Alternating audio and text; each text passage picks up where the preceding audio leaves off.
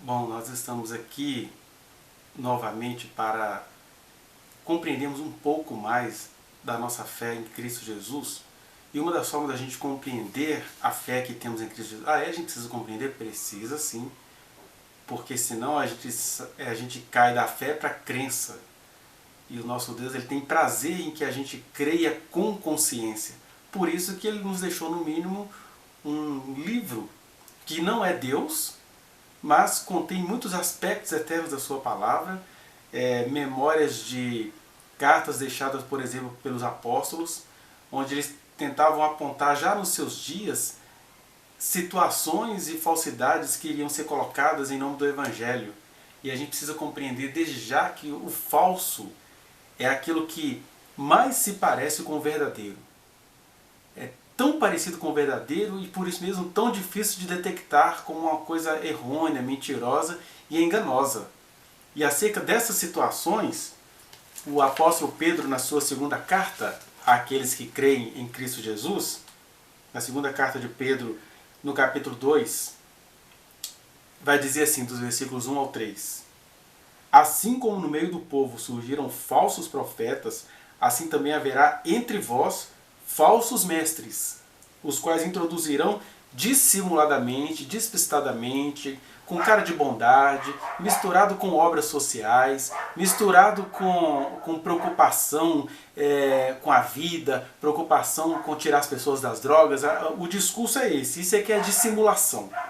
Então introduzirão dissimuladamente heresias destruidoras, até o ponto de renegarem o soberano Senhor.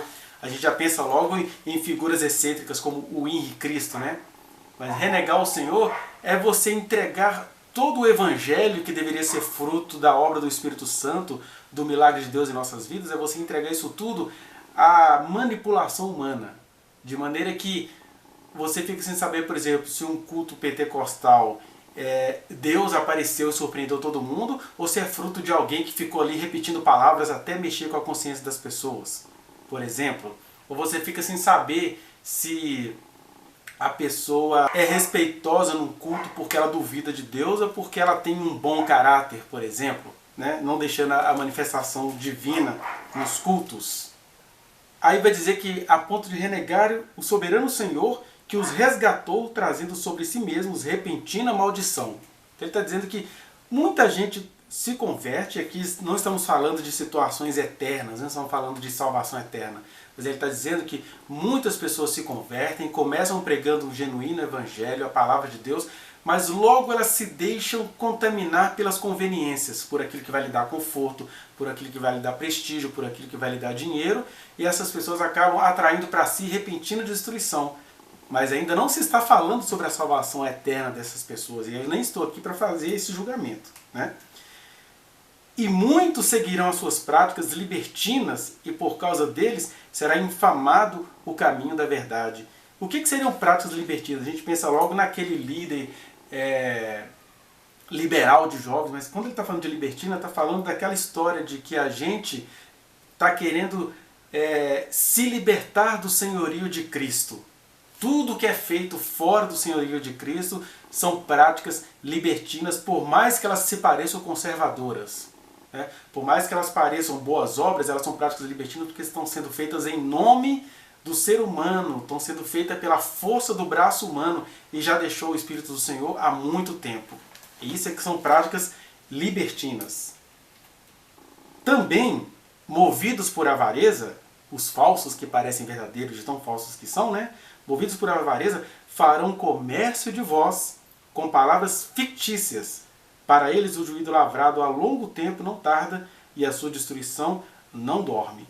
Mesmo que não pareça, mesmo que essas pessoas pareçam morrerem prósperas, né? Mas aqui vai dizer que farão comércio de nós com palavras fictícias. O que são palavras fictícias? É aquela palavra que te traz alegria, te traz até provérbios, te traz sabedoria, te traz praticidade na vida, mas elas são apenas uma porta ou uma maquiagem para a mentira que tentam te pregar o tempo todo a fim de se manterem. Olha, o falso profeta ou o falso líder, eu diria que ele está num espectro. Uns têm plena consciência disso e vão assim mesmo. Outros não têm muita consciência, mas eles estão preocupados sim em defender as suas convicções, mesmo que eles precisam degenerecer a verdade do Evangelho. E outros acham que estão pregando um genuíno Evangelho, mas eles acabam contando com interferências nada evangelísticas, digamos assim, nada levantadas pelo Espírito Santo para se manterem. E aí as pessoas acabam topando tudo. Então, são essas várias dimensões dos falsos, aquilo que mais se parece com o verdadeiro, né?